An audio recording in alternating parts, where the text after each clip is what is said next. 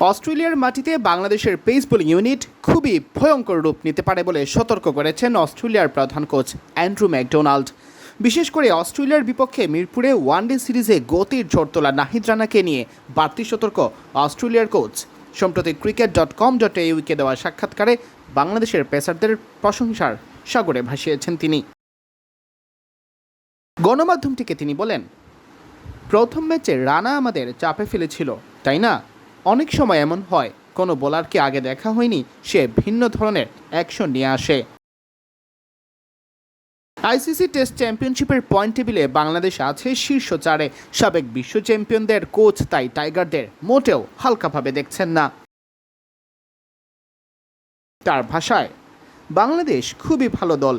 আমরা প্রথমবার one day series হারলাম বলে হয়তো সেটাই বেশি আলোচনায় এসেছে, কিন্তু নিজেদের কন্ডিশনে তারা 5টি ওয়ানডে সিরিজ জিতেছে, তাই তারা সেখানে সত্যিই শক্তিশালী দল।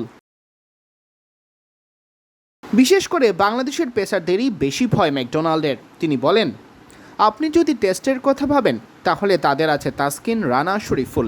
এদের বাইরে আরও কয়েকজন ভালো পেসারও আছে, তাই অস্ট্রেলিয়ার কন্ডিশনে তাদের পেস আক্রমণ খুবই ভয়ঙ্কর হতে পারে।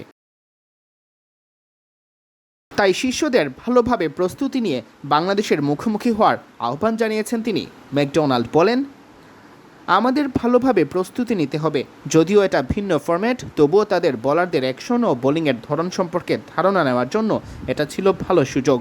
ম্যাকডোনাল্ড বলেন, যে কোনো সফরকারী দলের জন্য রান করা সবসময়ই বড় চ্যালেঞ্জ। সাম্প্রতিক সময়ে অস্ট্রেলিয়ার উইকেটগুলোতে আমাদের ব্যাটাররা সহজে রান করতে পারেনি। আমাদের পেস আক্রমণও কিন্তু যথেষ্ট ভালো। যদি ধরে নেওয়া যায় তাদের বোলিং ভালো আর আমাদেরটা তার চেয়ে একটু ভালো, তাহলে এই সিরিজে জয় পরাজয় নির্ধারণ করবে ব্যাটারদের রান। স্পিন বিভাগ নিয়েও অবশ্য আশাবাদী ম্যাকডোনাল্ড। তিনি বলেন, নাথান লায়নের অবস্থা এখনও দেখার বিষয়, তবে অস্ট্রেলিয়ার কন্ডিশনে আমাদের স্পিন আক্রমণও এই সিরিজে পার্থক্য গড়ে দিতে পারে।